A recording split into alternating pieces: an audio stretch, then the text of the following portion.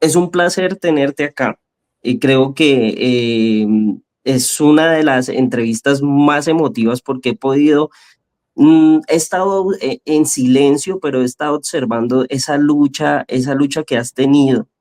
He estado observando, me gusta mucho observar y te voy a contar un poquito acerca de lo que, de cómo llegué para poder iniciar la entrevista, de cómo llegué a este punto, cómo, qué hice para llegar a este punto. Yo inicialmente inicié a estudiar psicología, de hecho ya estoy terminando la carrera como tal de psicología, y un día me dio por entrar a una página, a una red social, y yo veía muchas personas que decían, miren, tengo problemas emocionales, me sale marcas en mi rostro, y yo decía, bueno, pero ¿por qué? O sea, ¿qué es lo que está pasando?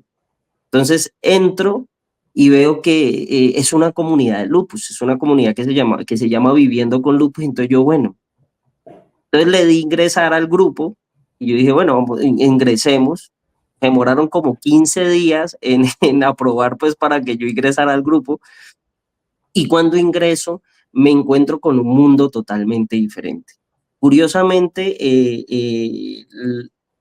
en todo ese proceso, en todo ese trabajo, mi mamá ya venía con unos síntomas. Hace como 2 años, si no estoy mal, venían con unos síntomas y no le habían podido dar con el teste, que de hecho ese es uno de los problemas del lupus, que es muy difícil el diagnóstico, muchas veces es muy demorado y eso lo vuelve muy complejo. Entonces dije, empecemos esa lucha, empecemos esa, esa lucha para que los pacientes tengan, digamos, el enfoque tanto médico, pero también desde el área de psicología. Y ahí es donde empecé a descubrir algo que es que el paciente con lupus, normalmente no solamente su cuerpo el que está sufriendo, sino que también pasa a su mente. Y la mente prácticamente, por no decirlo, ya ahorita que vamos, tú me vas contando pues todo ese proceso, va va generando nuevos síntomas o muchas veces va haciendo que la persona empiece a crearse nuevos síntomas en su mente debido al estrés que genera el saber que yo tengo lupus. Y eso lo pude evidenciar con pacientes, se pudo evidenciarlo incluso con mi mamá cuando ella se mojaba sus manos, ella le inició el right now y ella me decía, bueno, ¿y por qué se me ponen mis dedos moraditos? Y yo no sabía. Entonces empecé ese proceso de investigación y todo eso, pues, todas esas cosas que me parecen demasiado interesantes. Bueno, Laura, es un placer, como te decía, que estés aquí conmigo y tengo una pregunta muy importante y es, ¿cómo fue tu proceso de diagnóstico del lupus? ¿Cómo afectó tu vida personal y profesional en ese momento? Bueno, primero un gusto conocerte, Gil. Gracias por esta invitación y por esta charla hasta Colombia, una tierra que yo quiero mucho. Tengo amigos y amigas muy queridas allá y es muy importante para mí tu lugar. No te pregunté si estabas en Bogotá, pero ¿estás en Bogotá? No, estoy en la ciudad de Cali. Ah, bueno, pues un abrazo enorme hasta Cali y decirte que, bueno, lo voy a tratar de decir muy rápido porque tú bien lo contaste, o sea, el lupus se caracteriza por tener una odisea diagnóstica, es decir, un largo periodo para lograr un diagnóstico y lograr una determinación y que un médico te diga lo que tienes se llama así y es lupus. Yo empecé a tener síntomas a los 19 años de edad, síntomas que yo notara, porque lo que hacemos es olvidar que nuestro cuerpo vive, que nuestro cuerpo habla, y entonces a veces no le hacemos caso a lo que venimos sintiendo. Pero yo digo que hasta los 19 es que me acerqué a un médico, pero no supo qué es lo que yo tenía y fue hasta los 23 que encontré un reumatólogo. Decidí ir con alguien que tenía este título, médico reumatólogo, esto fue en la ciudad de Mexicali, y lo primero que me diagnosticó fue artritis reumatoide. Y mis características iniciales eran mucha hinchazón, inflamación, como sabes el lupus tiene, una de las características es la inflamación interna y externa, y lo que yo tenía era una gran inflamación en mis manos. Mira, si ves mis manos ahora, están casi bajando la inflamación porque es temprano aquí en México, van a ser las 11. A las 6, 7 yo voy a tener mis dedos como son, es decir, muy, muy delgados y esto muy ancho, por eso no uso anillos. Pero en ese tiempo yo tenía las manos muy hinchadas y luego los codos y luego las rodillas. Y yo jugaba béisbol, softball para mujeres allá, Mexicali es el desierto, hacía muchísimo calor y lo que empezó a suceder es que se me hincharon los ojos tanto que me hacían mucha burla mis compañeros, parecía yo china de tanto que se me hinchaban los ojos. Y cuando fui con el médico me dijo que era artritis. Yo tenía, escribía mucho en computadora, empezaban a salir las computadoras, yo estaba muy emocionada y escribía, y pensaba que este dolor se debía a que yo pasaba mucho tiempo escribiendo y que por eso se me hinchaban las manos. Después, la primera ocasión en que me embaracé, recuerdo que mi médico se enojó muchísimo, pero mucho, me regañó mucho, me dijo que no debía haberme embarazado y yo había ido antes a ver una médica circunstancialmente y esa médica me dijo, lo que tú tienes se llama lupus, no es artritis, es lupus. Yo nunca había escuchado esa palabra. Y cuando le dije al médico, es que estoy embarazada y una médica me dijo que esto se llama lupus, se puso histérico, enojadísimo. Me dijo que eso era artritis y que no debía haberme embarazado. Yo perdí ese primer bebé y a los 2 años me volví a embarazar de mi hija actual, que se llama Abril, que está perfectamente sana, afortunadamente, estudia lo mismo que tú, psicología, y ella vive en Mexicali. Yo ya vivo en Puebla, pero han pasado muchísimos años desde ese momento. Y tantos años que yo ya casi no cuento eso. Más bien, me he dedicado a escuchar y a ver historias de otras personas, a documentar, a investigar y a trabajar para que ya no sucedan más esto de que el médico o la médica se enoja, que se llama violencia discursiva, ni otro tipo de violencias que tienen que ver con que no se reciben tratamientos, no hay médicos especializados y violencias también que están tocando al propio cuerpo médico que vive de manera muy difícil. Entonces, este es el inicio de la enfermedad. Yo podría contarte que cuando me enteré del lupus no sabía ni qué era, jamás la había escuchado. Durante 10 años no conocía a nadie que tuviera lupus, nunca. 10 años, yo fui la única persona con eso. Y eso que no lo callé, pero era otro tiempo. Imaginemos que hace 10 años las redes no estaban como hoy, la gente no estaba tan acostumbrada a hablar. Bueno, más bien, no hace 10 años, esto fue en el año 2000, hace 24 años. Creo que ni siquiera existía Facebook. Y entonces era otro asunto. Eso es hace bastante. Y mira que lo que tú dices, y me interesa mucho el tema, ese tema de lo que hablas acerca de lo que es el desconocimiento, muchas veces, y esa violencia que existe, esa violencia discursiva que existe en todo esto. En Colombia pudimos evidenciar, hay zonas de Colombia, para que más o menos vayas haciéndote una idea, que están olvidadas o bueno, venían olvidadas por el Estado y muy difícilmente llegaba esa atención médica a esos lugares. Por ejemplo, en las zonas del Pacífico colombiano, todo lo que es el Pacífico colombiano que corresponde a lo que son las negritudes colombianas, eh, esa atención médica no llega. Entonces, se intentó dentro de todo este proceso, ahorita con el nuevo gobierno, se intentó crear una idea donde los médicos especialistas, los reumatólogos, ginecólogos, bueno, todas las especialidades médicas llegaran a esos lugares para, para generar una atención. Resulta que en el proceso de investigación como tal, nos descubrimos que el lupus es muy incidente en mujeres afroamericanas. Y resulta, dime.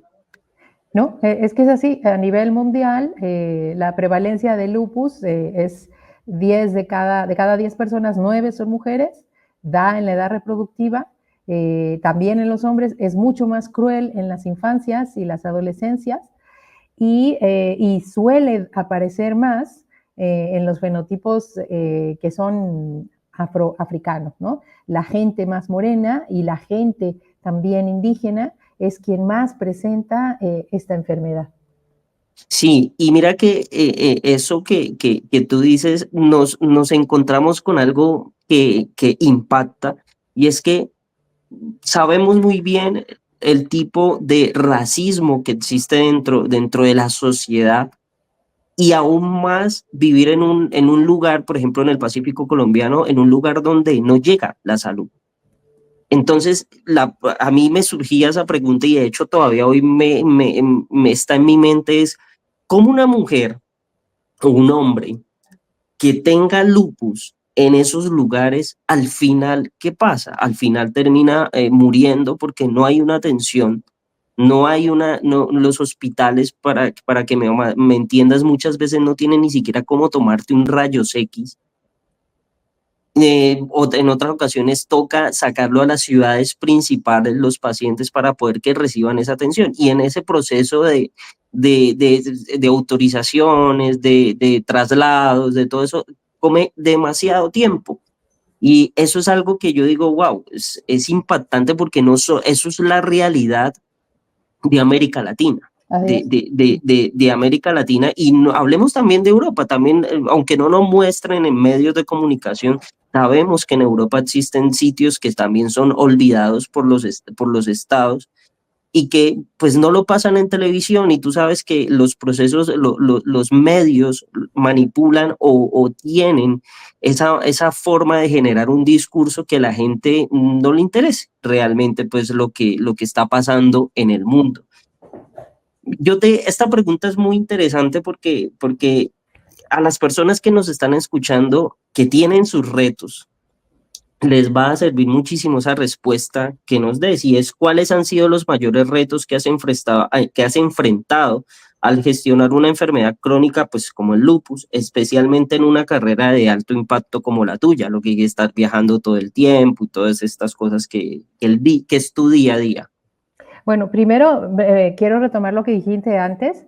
Efectivamente, la situación en América Latina es cruel, pero eso se debe a que en toda la región latinoamericana no existen censos que den cuenta cuántas personas existen con lupus. Si ustedes preguntan o buscan o googlean cuántas personas hay en sus países con cáncer, muy seguramente van a encontrar toda la información. Si googlean cuántas personas tienen diabetes, seguramente van a encontrar la información, incluso hipertensión, incluso si sufren obesidad. Pero si googlean lupus no van a encontrar por qué, y ahí es algo muy importante con la pregunta que me acabas de decir. Uno, porque todavía en este tiempo hay secrecía, hay gente que uno no se atreve a decir lo que tiene. Dos, hay un diagnóstico tardío que llega a ser en América Latina de 4 a 6 años para encontrar esta noticia de tienes lupus. Entonces la gente no sabe que tiene lupus. Y los médicos en zonas alejadas y rurales, como tú nos cuentas, que, bueno, ustedes tienen 54 millones de habitantes, me parece. México tiene 131 millones de habitantes. Brasil tiene más que México. Y México, Brasil, Colombia, Bolivia, Venezuela y todos los países que gustes y mandes, en todas las zonas de la región latinoamericana, alejadas de las urbes, tienen el mismo problema, que son falta de servicios, falta de médicos especializados. Es decir, hay un ejemplo, en México hay aproximadamente 1,000 médicos y médicas reumatólogas para 131 millones de habitantes. Son muy poquitos, y de esos tendrían que estar especializados en lupus, y esos están en la mayoría en zonas que son las grandes urbes, no están en las zonas olvidadas como en tu país. Entonces es una condición que compartimos todas y todos. ¿Y cómo se le hace para poder vivir con esta condición en una, tú dijiste, pues carrera de alto impacto, profesión de alto impacto? Pues se hace, la primera pregunta sería, no lo sé. La primera pregunta sería, olvidándote un poco de la enfermedad. Esto es extraño de decir. Te cuento, nosotros, mi pareja, el doctor Efrén Calleja Macedo y yo, que no somos doctores en medicina, somos doctores en ciencias sociales, decidimos armar un centro, fundar un centro que se llama CETLU, Centro de Estudios Transdisciplinarios a Pie Calleja por los Derechos de las Personas con Lupus, aquí en Puebla, Puebla es la cuarta ciudad más importante de nuestro país. Nosotros vivíamos en México, que es la capital, pero decidimos dedicarnos a la incidencia y a la política pública y a la visibilización precisamente por tu pregunta, porque hay mucha dificultad para encontrar información sobre lupus, porque no se habla de lupus. ¿Y cómo se le hace para vivir con lupus, haciendo todo esto, viajando, estudiando, saliendo de ti? Nosotros decimos en SETLU que trabajamos en la toma de agencia. ¿Qué quiere decir toma de agencia? Tú me preguntaste al inicio, Laura, ¿cómo fue tu diagnóstico? Te conté, mi médico se enojó, perdí un bebé, luego fui mamá, luego me pasaron una infinidad de cosas. Hoy por hoy, además de lupus, tengo otras enfermedades, porque como sabes, el lupus no viene solo, sino que de pronto llegan enfermedades consideradas raras, enfermedades huérfanas, enfermedades invisibles, que viven la misma condición que nosotros, baja prevalencia, es decir, poca gente que las vive, y son invisibilizadas por todo el sistema, además de que no tienen medicamentos, no hay especialistas que sepan atenderlas. Entonces uno vive con eso. Pero cuando tú decides salir de tu dolor, salir de la enfermedad, decir sí, como me dijiste al inicio, tú dice, ¿por qué se me ponen las uñas moradas, las manos moradas? ¿Por qué tengo síndrome de Raynaud? ¿Por qué quizá tengo síndrome de Sjögren? ¿Por qué se me cae el cabello? Yo por eso uso gorras y más gorras, ¿no? Tengo colección de gorros porque se me cae el cabello muchísimo. Pero cuando decides de levantarte, como siempre, con un dolor tremendo, ¿por qué ese no se quita? Todos los días no te quieres levantar porque tienes un dolor tremendo. A mí se me quita como a las 12, 1 del día y me vuelve en la noche. Y dices, bueno, me paro, me tomo mis medicamentos, sigo, continúo trabajando. Yo así le hice desde que me diagnosticaron, empecé a escribir, escribir, escribir, escribir. Y lo primero que hice fue escribir este libro. Este fue el primer diario de una persona con lupus en la región latinoamericana. No habla solo de lupus, fíjate, habla de que yo me enamoraba, de que yo viajaba desde esta época, de que recibí una beca para ir a estudiar a Europa, de que recibí otra, gracias a ella conocí Colombia, gracias a ella vivía en Argentina y amé toda la región latinoamericana. Pero cuando la presenté, salí de mi dolor. Yo lo presenté en Argentina la primera vez este libro en el Congreso GLADEL, que es el Grupo Latinoamericano de Estudios de Lupus. Salí de ahí y entonces empecé a conocer gente, mucha gente se empezó a acercar a decirme yo también tengo lupus, yo también siento esto. Y eso me llevó a mí y a mi familia, a mi pareja, a mi padre, a mi hermana, a empezar a ver qué hacemos, a conocer grupos, gente como yo que está en todos lados, como María Elena, que ya se sumó hoy, que está en México, como Barbarita, que ya se sumó, que está en Misiones Argentina, como tú, que está viendo qué hace, ¿no? Y entonces yo lo que te diría es, ¿cómo le hago para seguir con una carrera de alto impacto?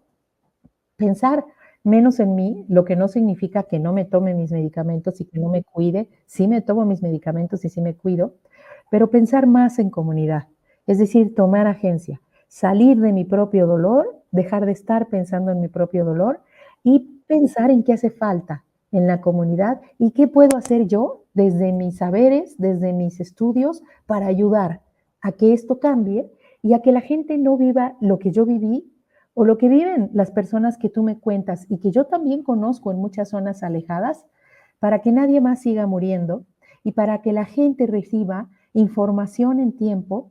Si no encuentra médicos que le diagnostiquen, pueda decir, ay, si tengo eritema malar, o si mi prima tiene eritema malar, o si mi mamá no se quiere levantar, no es que sea floja, es que algo pasa, algo pasa. Hay que ir a ver al internista o hay que ir a ver al médico. Mira que eso que estamos hablando, tocaste un tema muy importante y es el déficit que hay de especialistas en Latinoamérica, porque más que todo, por ejemplo, en esos países que aún están en vía de desarrollo, porque la mayoría de los profesionales lo que hacen es emigrar, estudiar en otros países, porque muchas veces sus países tienen problemas pues políticos y hace que esto genere un déficit de profesionales dentro de los territorios. Y eso es algo que es complejo porque tienen que ver muchos factores psicosociales en ese aspecto y en esa vida. Mira que hace poco desarrollamos una entrevista con unos compañeros de la Universidad Javeriana de Bogotá y me impactó esa entrevista porque, y siempre he hecho la cuento cuando trato de hacer este tipo de charlas, porque ellos dijeron, un día de la noche a la mañana se despertó una doctora y dijo, quiero hacer una aplicación que me permita que el paciente con lupus gestione sus energías. Entonces yo le preguntaba, venga doctora, ¿cómo así? ¿Qué es esto? Entonces me dijo, mira, lo que pasa es que el paciente con lupus, no llamémoslo paciente, la persona con esta condición, con esta modo de vida, eh, eh, experimenta una forma diferente de energía a la que tú experimentas no teniéndolo. Yo le decía, bueno, doctora, pues, ¿qué pasa? O sea, o sea que la persona ya no sale a bailar como salía antes. Y me dice, no, porque se cansa más. Y yo le decía, o sea que cambian las dinámicas de vida. Y entonces ellos desarrollaron una aplicación que lo que permite es que la persona la descargue por cualquier celular y digan, hoy quiero gestionar mis energías, hoy voy a hacer una actividad de tal hora a tal hora. Y yo decía, ve, esto está como bueno, esto hay que replicar. Y me empezaron a mostrar toda esa interfase que tenían dentro de lo suyo. Y empiezo a entender, porque me empiezo a investigar, yo soy muy curioso, de hecho, y empiezo a entender por qué empieza el aumento, digamos, al cambiar esas dinámicas de vida, empieza a crearse unas depresiones en los pacientes. Entonces nos encontramos a la chica fitness o al joven fitness que, pum, de un momento a otro diagnosticado con lupus, entonces ya no puede ser la mismo rendimiento en el gimnasio que tenía antes, ahora, porque ahorita se va a sentir más cansado. Tuve una experiencia a raíz de eso, que lo que significa el cambio de dinámicas y el hecho de que ese cambio de dinámicas genere depresión en las personas. Con los pacientes de COVID, de profesión, bueno, estoy terminando ya mi carrera de psicología, pero de profesión yo soy enfermero. Y la primera vez que entré a una sala COVID, te digo que estaba muerto del susto, pero muerto del susto, porque yo decía, me voy a morir, porque me voy a contagiar y me voy a morir. Recuerdo el día que yo me pongo el traje, me pongo como un astronauta y entro donde está la persona y llega y me dice, tengo miedo, pero pues no se sabía quién tenía más miedo, si la persona que estaba allá o yo, que era el que iba a hacer la atención. Y me dice, estoy estresada, era una mujer, estoy estresada. Y en ese azar y en ese estresarse, tuvimos que intubarla. Resulta que después yo le preguntaba al médico especialista, al internista, y el internista me dijo, lo que pasa es que el estrés genera una tormenta de citoquinas, y estas tormentas de citoquinas lo que hace es inflamar el alveolo pulmonar y por lo tanto no va a entrar más oxígeno a los pulmones y no va a subir oxígeno al cerebro. En ese proceso de investigación dije, o sea que el paciente con lupus en el momento que entra a una depresión genera prácticamente lo mismo, una tormenta de citoquinas que va a favorecer la inflamación. Y de allí empezamos un proceso, un trabajo de investigación que se llama la influencia de las emociones en los casos severos del lupus. Y esto me lleva a mí a una sala UCI. Y en la sala UCI me encuentro con el médico intensivista y me dice, mire, allá hay una paciente con lupus, la tenemos intubada, empezó con el proceso, que no la podía visitar nadie, ella empezó al proceso de que la familia la llamaba, era por videollamada, y ella no tenía contacto con familia, empezó a estresarse, y a los 5 días la paciente terminó en diálisis, terminó intubada, y terminó pues en su sala, en una sala de cuidado intensivo, y al final sale de la UCI, pero sale ya con traqueostomía. Entonces yo le decía, y los niveles de citoquina en sangre me decían son supremamente altos, son altos y está mal. Entonces yo en ese orden de ideas yo decía, bueno, sabemos que hay que entonces enfocar la atención al paciente con lupus, hay que enfocarla también no solo al área médica, sino que también hay los profesionales en psicología y en psiquiatría tenemos que estar allí porque es una enfermedad que también influye en esta parte. Mira, esta pregunta es, muchas mujeres que viven con lupus o enfermedades crónicas se inspiran en historias como la tuya, y eso es claro, porque hay muchas personas que siguen esa lucha que tú haces. ¿Qué mensaje les darías para que no se rindan y sigan persiguiendo esos sueños que tienen? Bueno, primero, Gil, te cuento que lo que acabas de decir es una de mis pasiones actuales. Yo me dedico al estudio, al análisis del discurso autobiográfico de las personas con lupus y otras enfermedades autoinmunes. Suena bien largo, pero es bellísimo. Se trata de estudiar las historias, las vidas y los discursos de las personas que tienen la misma enfermedad que yo y otras parecidas. Entonces, hoy por hoy estoy convencidísima, y no solo yo, bueno, ustedes también, y muchos médicos y médicas sobre todo, nuestro interés es que las ciencias sociales se interesen también en esto, pero sobre todo del área médica, del área psicológica y del área psiquiátrica, estamos convencidos de que hay un vínculo muy fuerte entre las crisis de la enfermedad y la emoción. Es decir, sí o sí hay un vínculo entre la emoción y la enfermedad y lo que sucede en nuestro cuerpo. Lo primero que te diría es, qué padre, pásenme después de hablar primero la app que me cuentas que hizo la doctora, ahorita me voy a referir a eso, está increíble, y después el artículo que ustedes hicieron también está increíble. Aprovecho para decirte que nosotros hacemos un congreso, que es el Congreso Potencia Lupus, el próximo año va a ser en marzo, es presencial y virtual, va a ser en la ciudad de Guadalajara, pero te invitamos a que presentes esta investigación sobre emoción y lupus, es muy necesario, ¿no? Entonces, gracias por estar estudiando eso. Y después, decirte sobre las tormentas de citoquina y el estrés. ¿Cómo le hago? ¿Qué consejo daría? Bueno, no daría ningún consejo. ¿Por qué? Porque cada una de nosotras y de nosotros somos distintos.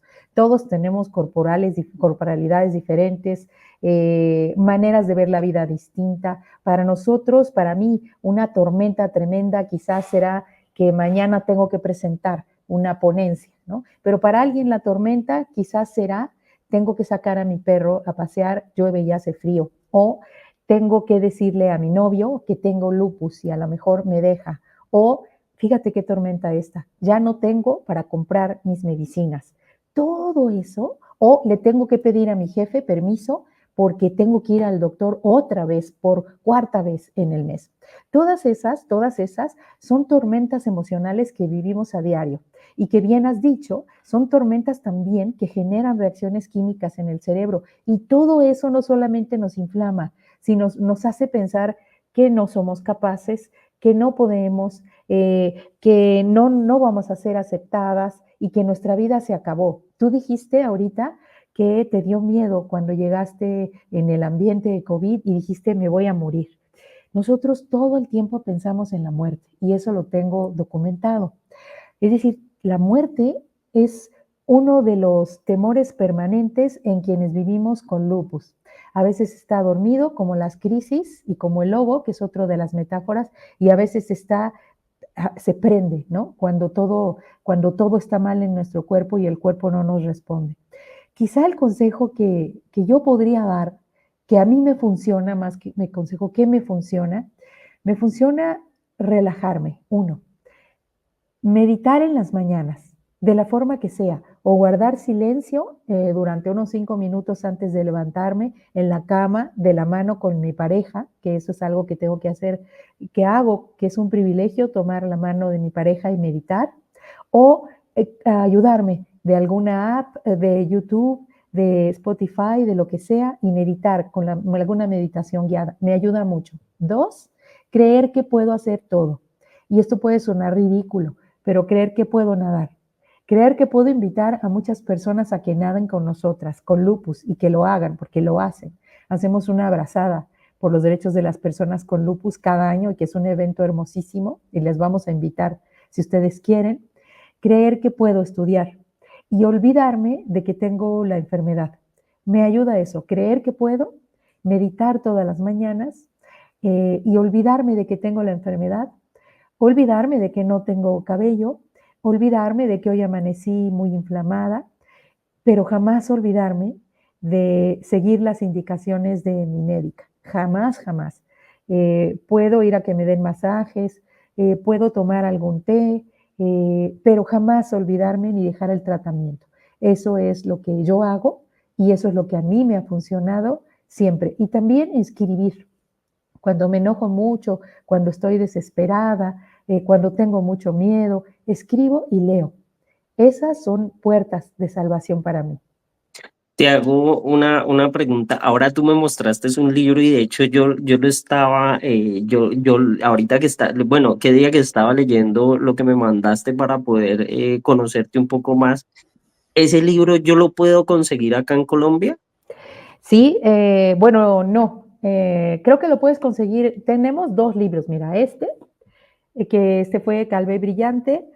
Nosotros lo podemos enviar desde México y lo puedes buscar en Amazon, me parece, en Amazon. Y este también, este es del 2023, se llama Nos esforzamos y somos valientes y lo presentamos constantemente ambos. Este lo vamos a presentar mañana en la ciudad de Querétaro, en la Facultad de Ciencias y Lenguas, y también lo encuentras en Amazon y en Mercado Libre, o lo encuentras en ambos en nuestra página de CETLU aquí. Lo entras y los consigues. Y también tenemos esta, que es una revista, se llama Lúpica, y es una revista hecha por personas con lupus. Fíjate, qué bonito. Nosotros invitamos a personas con lupus y decimos, oye, ¿quieres escribir en Lúpica? No importa, aquí, por ejemplo, escribe gente de Bolivia, gente de Venezuela, gente de México, gente de Chile, no solo de México.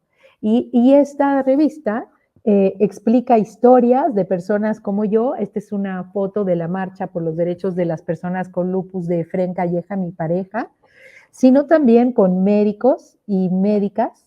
Y lo bonito de esto es que quien hace esta, por ejemplo, este es Yurilis Fuentes, una doctora que nosotros admiramos mucho, que está en Venezuela.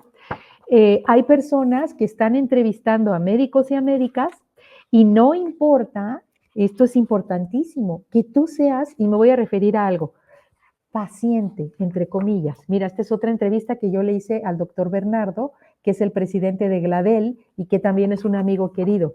¿Qué estamos diciendo aquí? Y esto también es importante con la pregunta que me hiciste, ¿cómo salgo de la enfermedad?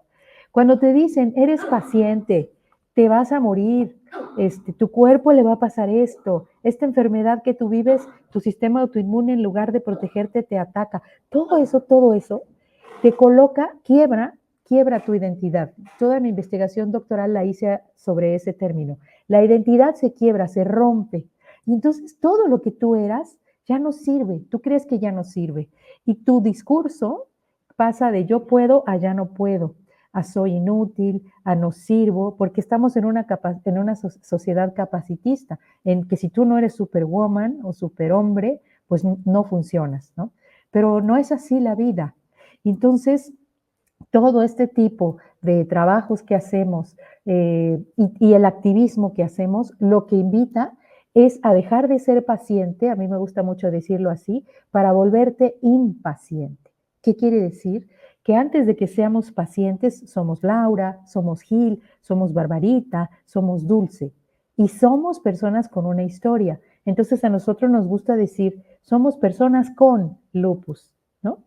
No pacientes, porque paciente también desde el discurso y la palabra implica estarte quieta, esperar, resguardar, no tomar acción, no tomar agencia. Y tomar agencia significa voy a hacer cosas, aunque me hayan dicho que no puedo. Por eso nos gusta más no utilizar la palabra paciente, sino persona con. Claro, eso es algo, una vez mi mamá me dijo eso, me decía, no me digas paciente, y yo como, Y yo, pero mamá, o sea, en mi desconocimiento, yo dije, no, no, no, no me digas así, haceme el favor.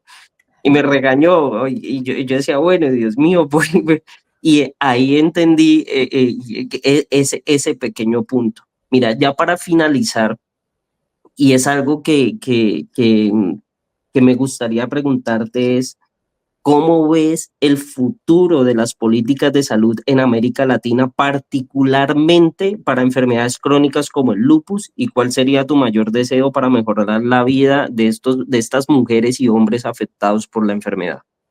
Bueno, primero decirte que yo veo el futuro de las políticas públicas y la legalidad en torno al lupus, a la atención, al derecho a la salud de mujeres, hombres, y fíjate qué importante, el derecho a la salud de las personas con lupus está también vinculado al derecho universal de los niños y niñas, porque todas y todos somos garantes de derecho.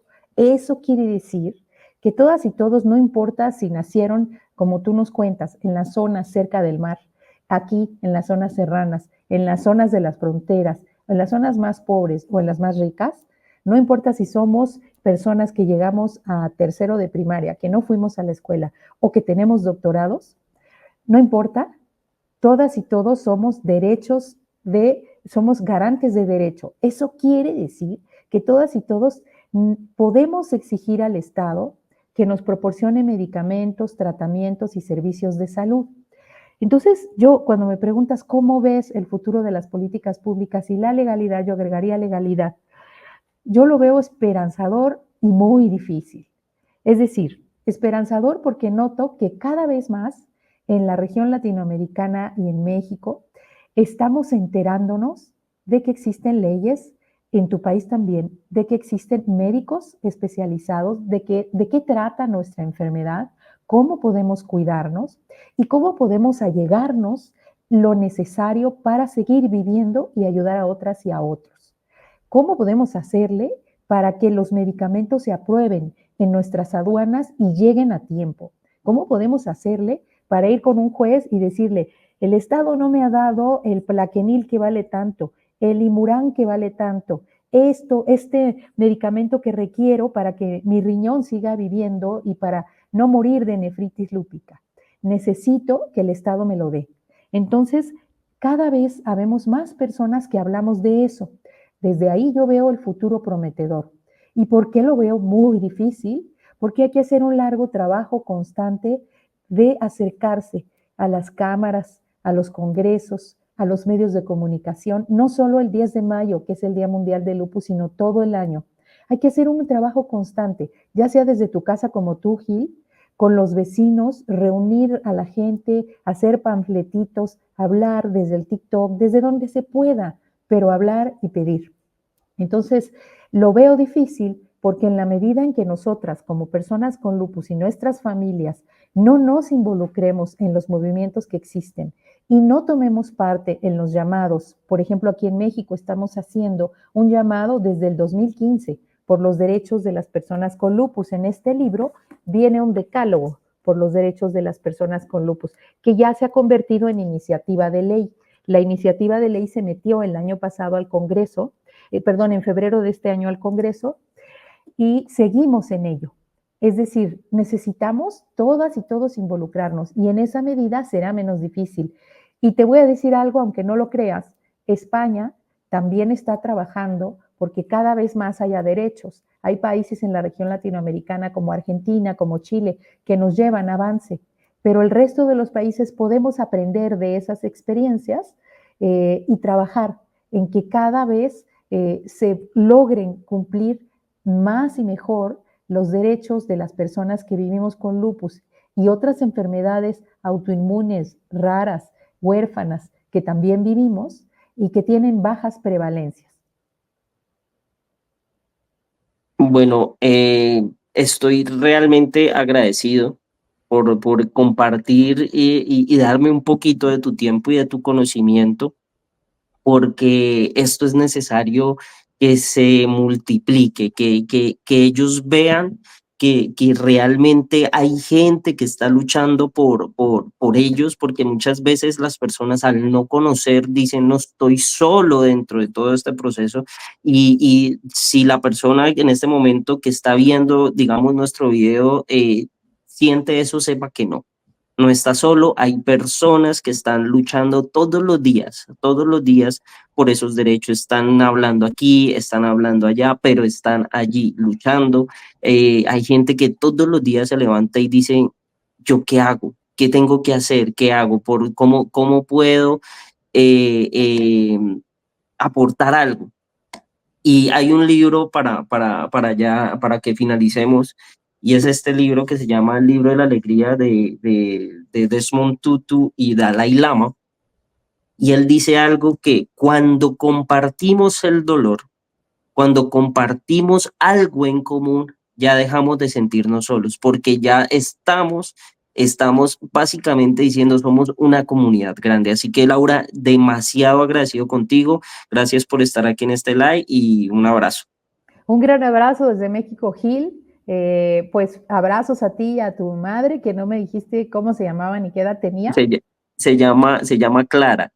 Clara, pues un gran abrazo a Clara, a ti. Gracias por abrir estos espacios y esperamos seguir en contacto contigo y que podamos hacer sobre todo proyectos juntas y juntos.